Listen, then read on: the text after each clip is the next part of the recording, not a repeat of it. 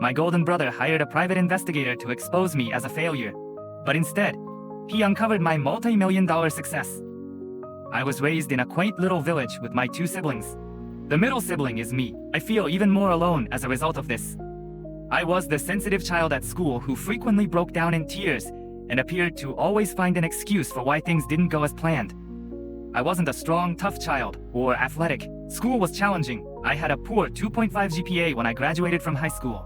After saving up some cash, I enrolled in college, but I left in my second year. A family controversy resulted from such choice. In a sense, my younger sister was the princess of the family. I don't know much about her because I left when she was a teenager. After I graduated from college, I really began to embrace my shy, nerdy side. Before it closed more than 7 years ago, I worked at a comic book and video game store in my community, which I really enjoyed. Even though I have moved on, my parents still behave as though I work there. The best part of my position at the store was getting to know another geek with huge ambitions. We co-founded a successful IT support business together. My business partner ultimately made the decision to sell our company to a bigger corporation. I was bought out with cash and stock options as part of the deal, and it worked out rather well. I started a few side projects and made a number of wise investments, several of which were quite profitable. I try not to brag, but I have more than $1 million in assets. I currently work for a brand new private startup as its CTO. Even though I'm wealthy, I live a humble life. All of the furnishings in my comfortable 2-bedroom house in a fantastic area is used, and I drive a 15-year-old Saturn. Right now, I'm not in a relationship. I have a hectic life and see my therapist on a regular basis. Like my melancholy and asthma, I deal with drinking, which is difficult because my parents don't take it seriously. They believe it to be wholly mental. Even if it's not what other people anticipate or comprehend, I've been able to carve out a prosperous career for myself in spite of the ups and downs. My parents expect me to join them for supper every Sunday night. They live on the opposite side of the state, so the travel is not quick. It takes 120 minutes each way, which eats up over half of my weekend. They still seem to think that, as an unmarried individual, and what my brother likes to refer to as a mental case, I have nothing better to do. These meals are frequently difficult. I get unsolicited advice on how to marry, establish a family, and be a proper adult for 3 hours. Or I sit through lengthy conversation about my brother's most recent huge sale at the car dealership, which is the buzz of the table. Although they have never called me a mooch directly, the implication is there if I skip one of these dinners. It is both frustrating and perplexing. I frequently question why I still go to these events when I talk to my therapist. My family has a tendency to downplay or misrepresent all of my accomplishments. People back home still think I work at the long-gone game store. My brother was seen as more mature and gregarious than I was, and he had a successful profession. As a result, I was continuously made fun of for my prior retail experience. I found it challenging to communicate to my family back home the truth about my life and my achievements because of this disparity. Games and comics were sometimes written off as immature entertainment. Despite my genuine expertise in technology, my attempts to discuss it were typically overshadowed. My brother would interrupt me and pretend as if I didn't know anything. Even though I knew he was babbling, I typically just listened to him. I was scared to correct him, since I would have to explain my work and defend my knowledge. I secretly scared that they wouldn't value my career, and that it would alter their opinion of me. I'll confess that I've had difficulties, and occasionally been a complete mess. However, everything changed last month. My brother managed to get his hands on some of my personal information. The truth is that he employed a private investigator to carry out what he said was a background check on my employment. I had a sneaking suspicion that he was organizing an intervention with my folks. They were totally unprepared for what they discovered. They learned my actual value as a person, that I didn't live in a rundown flat, and other private information. It's a lot to take in, particularly in light of our relationship's history of miscommunication and undervaluation. I chose to have the same private detective firm look into my brother's money since I was so upset over the breach of my privacy. My brother was actually living well beyond his means. A file with Child Protective Services, several previous arrests for DWI and public intoxication, and domestic disturbance calls were also discovered throughout the investigation. He was behaving troublemaking. His schedule take payment to the IRS and managing free mate 더피 어잇 하초드 하. In contrast, my parents had little more than what I already knew and lived modest lifestyles. When it came to money, they were realistic and pragmatic. I was so concentrated on getting ongen. 하나의 아프, 아이난 티안지. But the dinner's atmosphere was completely different from what I had imagined. My parents started to treat me with a strange sort of veneration. as if I were the golden child. This adjustment obviously distressed my brother. He lost his anger midway through dinner. In an attempt to restore his reputation, he began boasting about recent sales commissions and a purported promotion. I just gave him my congratulations and mentioned his debt, IRS problems, and stretched credit condition in a tactful manner. In other words, I called attention to my brother's financial disaster while simultaneously celebrating his accomplishments. The whole thing was oddly gloomy. He already challenging family dynamic was made even more awkward by my parents. 선든 참 바비수드 친튼 피드 어드 난 다이파이치. At first, my brother disputed everything when I handed him a copy of the report, but I pointed out that by utilizing the agency to look into me, he had inadvertently suggested it. As I have to say, that felt good for a little while. My parents, who reprimanded him and responded with dramatic shock, were obviously aware of it as well. The whole thing became very unsettling because the report needed my social security number. It was not a pleasant revelation or the ensuing argument. As it revealed my family's avarice and cowardice, my disdain for them grew. They started accusing one another of a variety of things throughout the course of the following hour. I made every effort to keep quiet, but sometimes they became irate with me. I would either shrug or respond with a nonchalant one-word comment when that occurred. My sister's husband, my brother's wife, and their 5 kids looked on in shock as our family disintegrated like never before. Our meetings were typically routine and uninteresting. As long-simmering, deeply ingrained issues exploded into the open, the customary subtle jabs about how I should look up to my brother and be a real man were replaced by astonished quiet. I got into a heated disagreement with my dad, brother, and myself. They dug up every lily, pied up, ne, pebble street ne sosogo, pipop by peg. It was like watching an unruly drama play out in real time. All of my negative thoughts about my family seemed to be validated during such instances. In all honesty, I felt terrible. Even though you might have expected me to feel some sort of justice or triumph, I became aware of my poor handling of the situation. Although I was well aware of these flaws, what had I meant to accomplish by making my brother's wrongdoings public?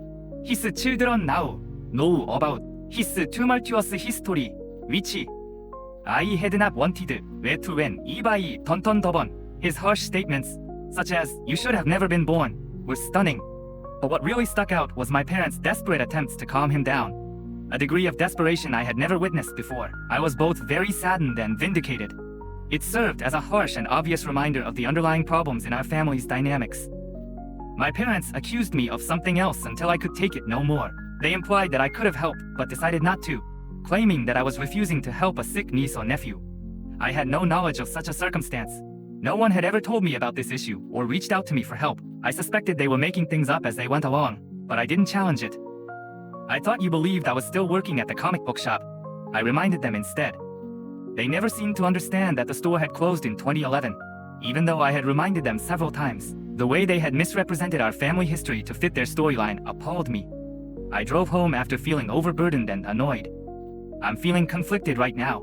However, I also recognize and value the fact that my parents provide for my basic needs in dinchim, chin, and lesson.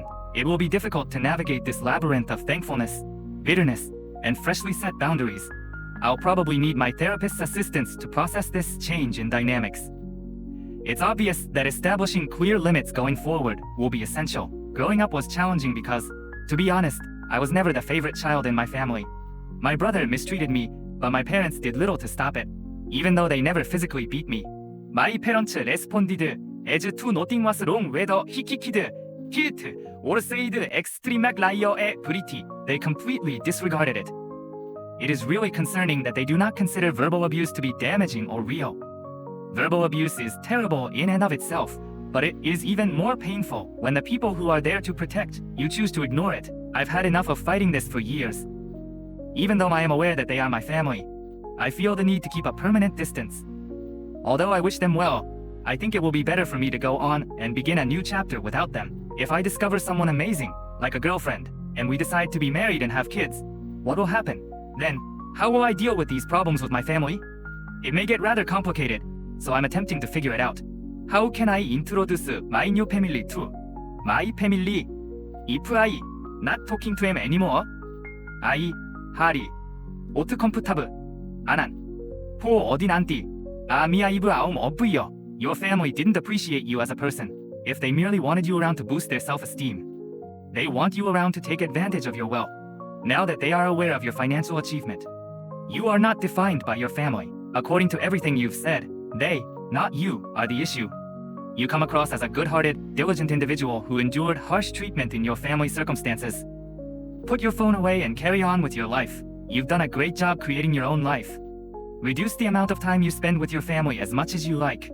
They only want your money, and you know it. As a result, you can communicate with them however you see fit. Stay in touch with your therapist to help you move into a life where they don't hold you back. Steer clear of pointless conversations. If at all possible, think about relocating to a new place, packing up your things, and starting over.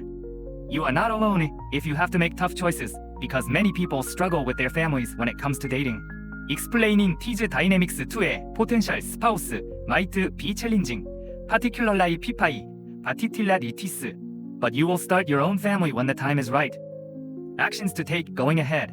If you haven't done, put a security freeze on your credit accounts. If your brother used dealership resources to collect information about you, let the appropriate parties know. The dealership is unlikely to be amenable to being implicated if his activities involve fraud. Speak with an attorney. Despite your youth, mishaps do occur. Your parents would currently inherit your assets as your default next of kin. Put it in writing as soon as you can if you would rather have someone else be the beneficiary. Update. Following the family dinner argument, it was like leaving a battle zone when I got home. I flew across the quiet nighttime road with nothing but my thoughts. I knew that something needed to change as soon as I pulled into my driveway. If I didn't want to go insane, I had to quit throwing family dinners. I concentrated on my work and mental well-being during the course of the following 2 weeks. Not only were the gadgets and comic books strewn over my home visually appealing, but they served as a sanctuary for me. In order to figure out how to separate from my family without totally alienating them, I stepped up my therapy appointments during this period. My therapist, Dr. Bennett, was really helpful. He used methods that felt more like building a fort than a wall to help me set boundaries. My mind started to go toward the future, more especially relationships, as the weeks went by and the temperature rose. I began to think that meeting someone amazing was not just possible, but likely after spending time by myself and without a partner. Then, like something from a comic book, Ava and I met at a technology conference. Her cybersecurity talk captivated me, not just because of the topic, but also because of her charisma. She was smart and grounded, understood me, and had a love-centered view of families that was restrained by firm boundaries. Everything changed when Ava even offered to help me. Our initial interactions were straightforward coffee dates. I reintroduced myself to family gatherings while Ava was around. Naturally, the first few times were really uncomfortable. My parents were too polite and wary, as though I may vanish at any moment. In contrast, my brother looked to be attempting to express a lot, but was having trouble finding the perfect words. But my sister and her kids were a pleasant diversion. My sister's middle child, who looked a lot like me, was instantly won over by Ava. We became accustomed to these coffee dates, which were like short forays into family territory, a brief coming and going. Maybe they understood that this was the only way they could continue to have me in their life. They began to be mindful of my limits. As things got better, I started to consider the long term more. What might the future hold for us? Together with Ava, I envisioned building a solid family foundation based on respect and caring for one another, rather than obligation and guilt. I knew there would be difficulties, of course. Ava and I told about the prospect of living together. One summer evening when we were waking 거비불쾌, I was struck by how far I had come from feeling abandoned by my family to being able to stand on my own with a better sense of who I was. It seemed like day and night. I have a cautious sense of optimism for the future. I feel prepared, even though I know the road ahead may be rough with possible potholes the size of craters. Setting limits with my family after Ava was more than simply a matter of protecting myself. It was about making room for new connections and a fulfilling future for myself. The infamous Sunday meals are still planned, but they now take place according to my preferences. I go occasionally and don't go other times. I bring Ava along to family dinners, and we discuss any issues that arise. Even though there has been a lot of improvement, there are still issues. The secret is finding that balance, keeping things harmonious without becoming overpowered. Hi everyone, I'm still learning how to share stuff online, so please be patient with me. Peach is our daughter, Mario is our son, and Daisy is my soon-to-be ex-wife. We are currently going through a challenging separation that is quickly turning into a very acrimonious divorce. The main reason Daisy and I are divorcing is that she accepted her bisexuality earlier this year. She expressed her desire for our marriage to be open to me directly. I was not at all comfortable with that notion. When I learned that Daisy had slept with my coworker, who was also one of my closest friends, the situation got even worse. That must have been terrible and awkward. It seemed like a betrayal from both my household and my place of employment as a police officer. We were unable to stay together after that. I took a break to think things out. Daisy did everything she could to keep us together at first. But when it became apparent that I was adamant about not opening our marriage, despite her reasons and entreaties, things took a nasty turn. Daisy's perspective had changed. She became bitter, and the last thing I wanted was for her to start playing pawns with our kids. Daisy started telling Peach that she had to leave our home because I no longer loved them. I detested them, she said, and I was destroying our family.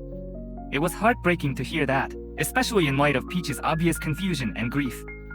Our kids frequently visit Daisy's mother's home, where she currently resides. I hugged him tightly and assured him that I truly loved him, even though it wasn't true. It was strange, despite my best efforts to visit them last weekend. It was really challenging. It hurt a lot that they didn't say much to me. They didn't seem to want to see me at all.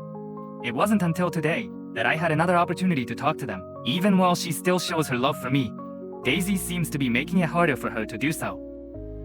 Given how difficult the situation is, I'm attempting to decide on the best course of action to reduce the harm to the kids. This kind of twisting of family dynamics can be extremely challenging. Peach is having a lot of trouble because she believes she is incapable of loving me. I can no longer watch helplessly as my princess endures pain. Since this divorce is purposefully harming them, I'm beginning to have my doubts. Do I need to take the divorce further? Is it possible to proceed while keeping my kids safe? Or should I just stay and accept it? Now for the comment. You need to tell your divorce attorney about all of this right away. Parental alienation is what this is. 앵기지어 로이의 아즈, 순에즈, 파서블 엘레코드, 데이지스 액션즈. Seek the children's medical attention. This is a very bad position for them. Your kids shouldn't be left with her unattended. Tell your lawyer what she did. Inform CPS about her treatment of the kids, if necessary. Never again let her actions go unchecked for the sake of your kids. This story needs to be heard so that similar tragedies do not repeat, and so that the memory of Zaria lives in our hearts. Zaria Jocelyn Burgess was born on December 23, 2003, as an early Christmas gift for her mother, Acacia Pope, and father, Joshua Lee Burgess. What made it special was that her father's birthday was just 2 days later, on Christmas. The young couple was only 15 and 16 years old when Zaria was born. Like most teenage couples, Acacia and Joshua eventually separated, and Zaria mainly lived with her mother in Union County, North Carolina. However, her father remained very present in her life. In his social media posts, he admired his daughter, called her his mini-me, and shared numerous photos with captions noting how much he loved his daughter. He was present at her birthdays, movie outings, regular weekend visits, and much more. And many considered Zaria a happy girl who had his presence in her life. She was part of both the dance team and the school orchestra. Her orchestra director, Alan Sturtevant, said she was full of energy and was a perfect member of school organizations. However, not everything was as cloudless as it appeared on the surface. According to testimonies, one of Zaria's closest friends told her mother that Zaria had confessed to her how much she actually disliked spending time at her father's house. She expressed concern that her father had serious anger issues and would sometimes rage at her for no reason. She also claimed that Zaria said she didn't feel accepted by her father's side of the family, as he was white and her mother was black, making her biracial. Regarding Zaria's mother, Acacia, and her attitude toward how her daughter perceived her father, it was never clearly understood whether Acacia knew about her daughter's feelings toward her father for some time.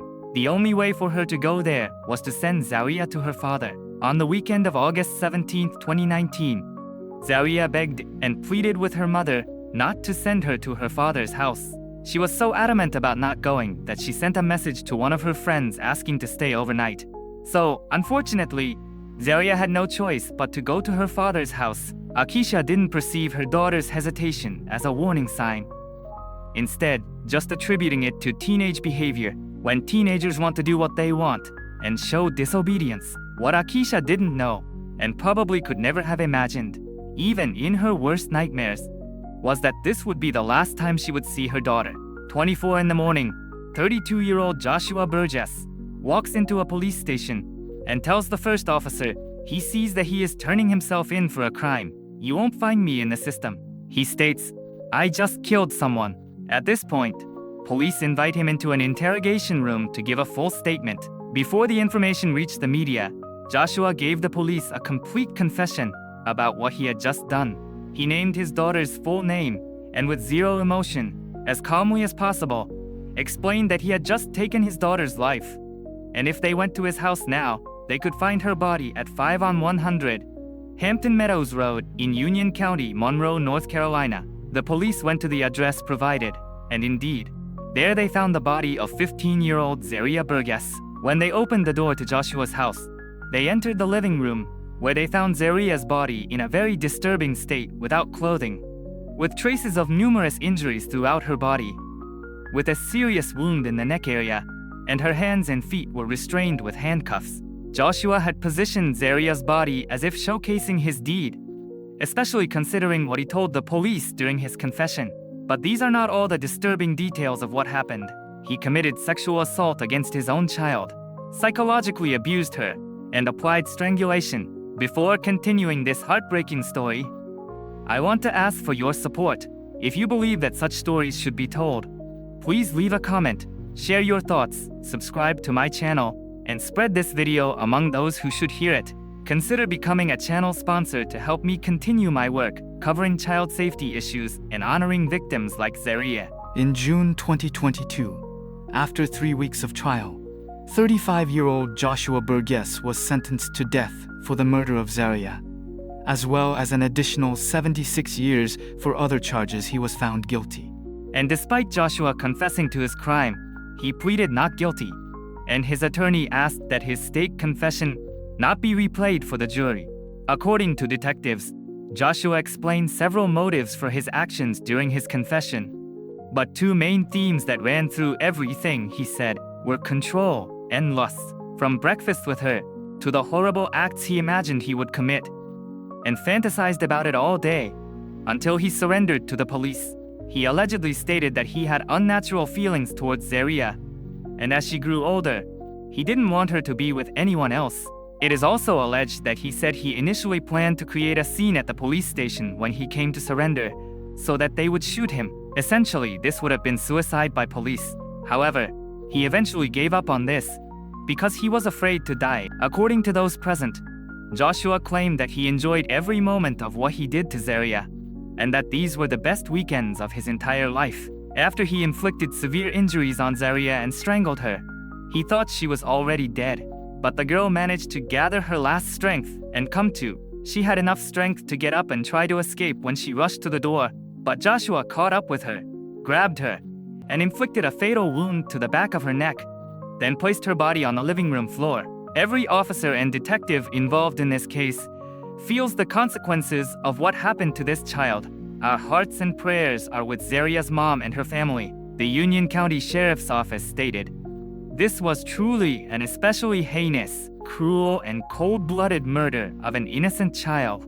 We continue to grieve with Zaria's mother and pray for her. As already mentioned, detectives stated that his main motives for the murder were lust and control. These internet detectives investigated Joshua's Facebook page and began accusing him of being a white supremacist based on racially charged memes he posted, particularly with Barack and Michelle Obama. Because of this, they suggested that Zaria's death was a kind of ritual murder for entry into a white supremacist group or a satanic cult. In it, he is holding a kabar knife with a long blade. The caption said, "I just really love cutting people. Oh, I meant things. I love cutting things." Please subscribe to the channel, press the like button, and leave a comment below. Share this video with everyone you know so that Zaria's story is never forgotten. Zaria's funeral service was held on August 25, 2019 at the Christ Discipleship Bible Worship Center in Marshville, North Carolina. In all the articles and news stories that were published, there was no information about any previous instances of abuse between Josh and Zaria, apart from mentions that he was angry or that she didn't want to be around him. There were no mentions that he physically harmed her or violence between him and her mother, Akisha. Although there were mentions of drug addiction, it's still strange. Was he a pervert all these years and just good at hiding it? Was there violence that simply was never documented? How can one wake up one day and just say, you know what? Today I'll let the devil take over my flesh and commit this horrible act on my own child, and even plan it. Even family members are puzzled as to why this happened. No punishment will ever seem sufficient for the sick demon who committed such a crime. There is no logical reason that could explain Joshua Burgess' actions. Ultimately, testimonies about Zaria's character indicate that she was a loving, full-of-life girl whose life was tragically cut short by the horrible actions of a man who should have protected her. Sometimes the scariest monsters don't live in fairy tales, but in real life, and often their victims are defenseless children, like Imani Moss. Today, we will try to understand how the system failed this girl, and what lessons we all must learn from her story. Dear viewers, I warn you that the following story will be extremely heavy and may shock you, but I cannot remain silent about what happened to Imani Moss, because her story is not just the tragedy of one family, but a symptom of deep problems in our society. Before we dive into the details, let me welcome all new viewers of my channel.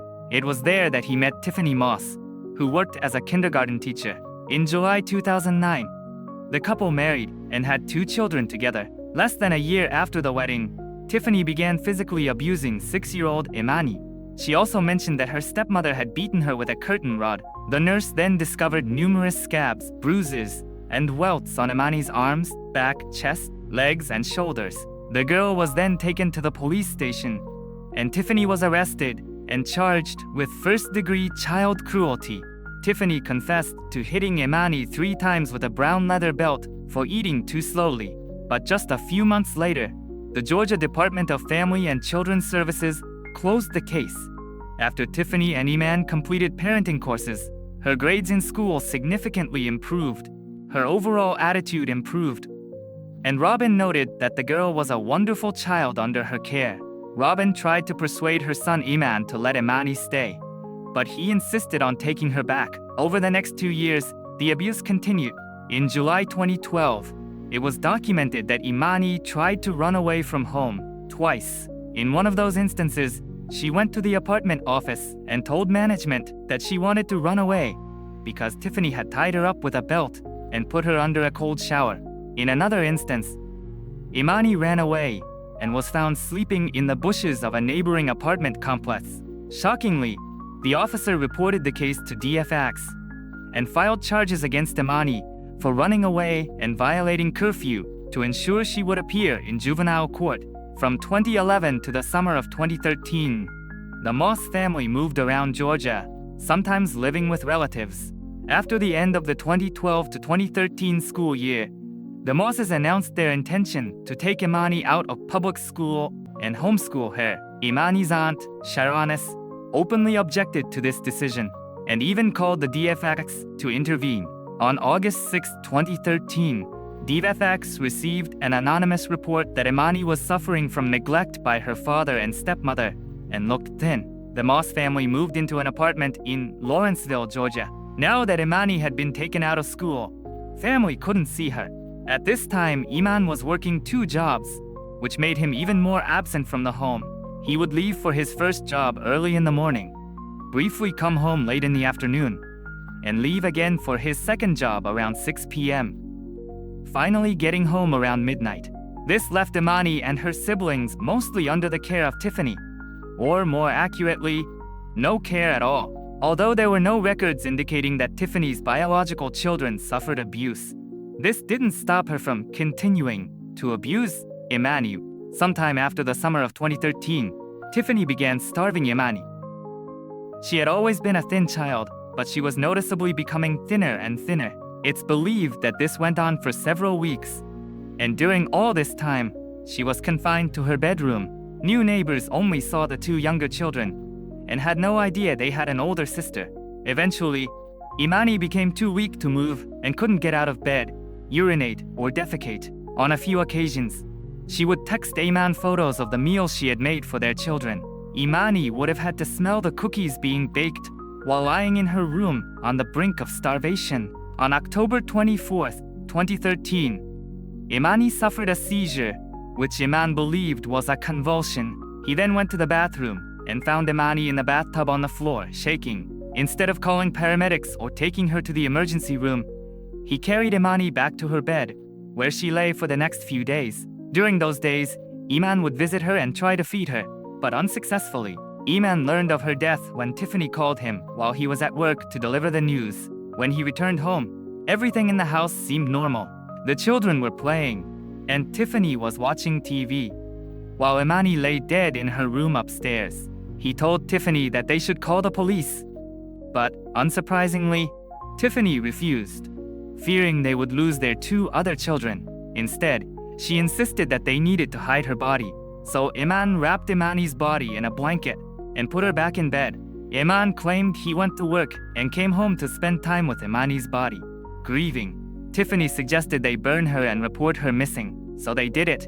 Imani's father went to Walmart to buy a galvanized trash can, garbage bags, charcoal, and lighter fluid. When they tried to fit her into the trash can, they realized how stiff her body was with 4th stage rigor mortis.